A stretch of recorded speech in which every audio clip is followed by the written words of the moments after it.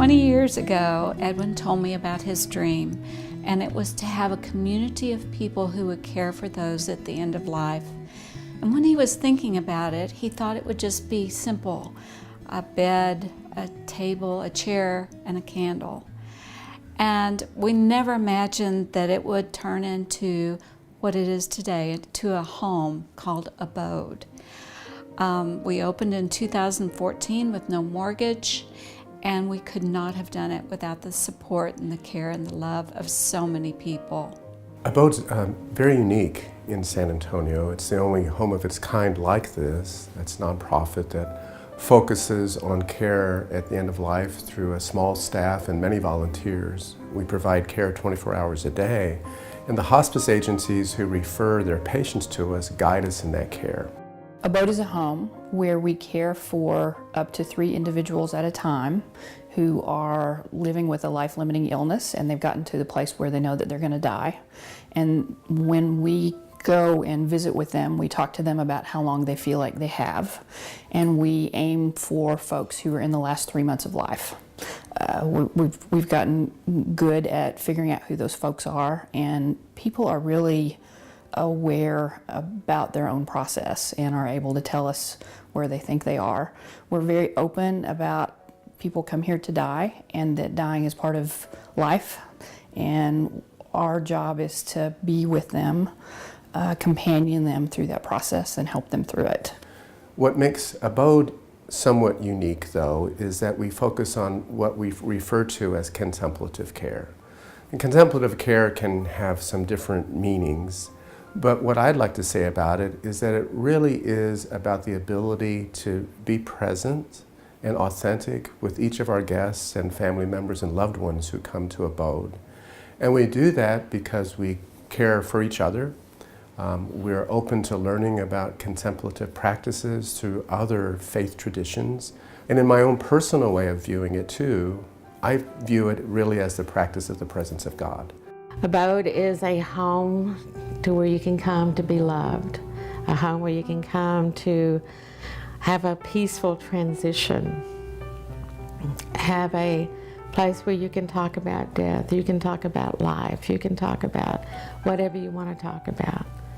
You can have people meet you where you need to be met. So many people come in the door and they will go, and they say, what is it here that makes it different? And they're immediately in love with it, because there is a sense of peace that's here about this. There's a sense of helping them walk the journey with joy and expectant hope. We basically get to do what we would do for our own family. It's not really a set of rules. It's not really a set of things that we're allowed or bound to do or prevented from doing.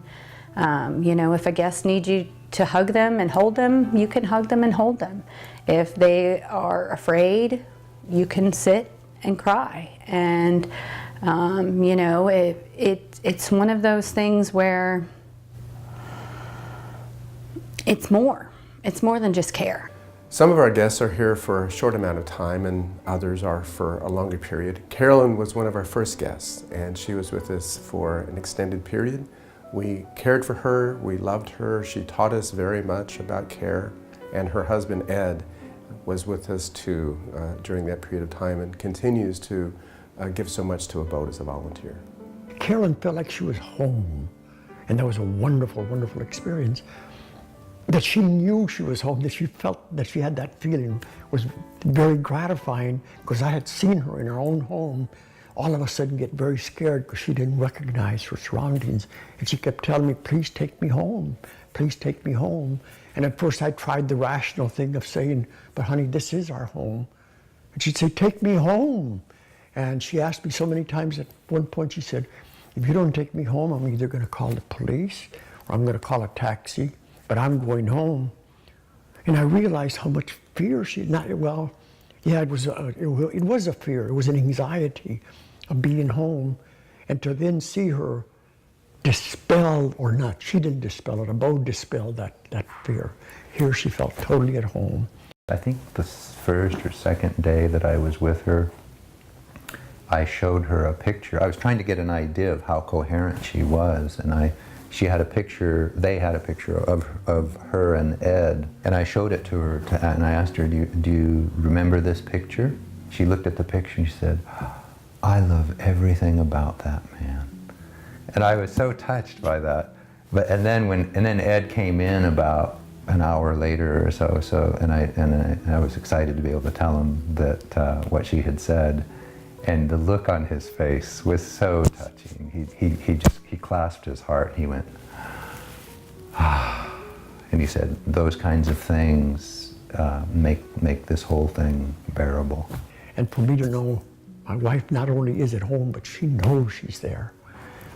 If we can give other family members that same feeling, we're giving them a tremendous relief. We have these people who show up at ABODE that are here because they have a heart for people. They have a heart for being with people when the veil is thin, and not a lot of people can do that. There are lots of people who run away from the dying process rather than towards it. And these people can sit in the midst of it and be solid and gentle and loving, and that oozes to everybody else in the house. They're wonderful. They're absolutely wonderful. I started first volunteering as a general volunteer, that helping do the cleaning or dishes or whatever they need to. But since I start coming more often, I met the guests, and it's been completely different. It's been a very wonderful experience for me, being able to comfort or to make a companion for them, and at the same time I learn from them. It's a very unique experience. I cannot describe it. It's been such a good experience for me. I volunteer on Mondays and Tuesdays here at ABODE, and cooking is my passion to begin with, and so I'm able to give back. Lunch is an important thing here because there's a large group of us that are here. Certain people come Mondays, certain people different days of the week, but we're able to all get together and share. You could have your worst day and you come here and it's all better. You know what you're here for. At ABODE, we have cared for people who are homeless, and others who lack adequate housing and caregiving. And that need that people have at the end of life for a place to be safe, a place where people can be there with them to help provide care, is really needed. So what ABODE does is it really fills that gap. One of the parts of my job that I love is being able to go to a hospital or go to someone's house, and the person knows they can't stay in the hospital, they can't stay at home anymore, they can't have the care they need. And they've had the referral, and I get to tell them about ABODE. I get to tell them about this beautiful house and the opportunity to come and be in a room with these French doors and these people who are going to care for them and love them. And then I get to say, and it doesn't cost anything. And more often than not, they look at me and say, "What did you just say? What do you mean it doesn't cost anything?" It doesn't cost anything. And lots of these families have been decimated by medical costs, or there's no family to speak of. They just don't know how they're going to do it. And my goodness, it's quite something to be able to offer what we do here to someone who needs it so badly. I was diagnosed with cancer back in May of 2016. It got to the point where I could no longer take care of myself. We heard about Vistas, I believe. They recommended this place, and it's God's gift from heaven. It's beautiful. I'm in heaven already, believe it or not. I'm 3/4 of the way there, and if this is what heaven's all about, I'm looking so forward to it.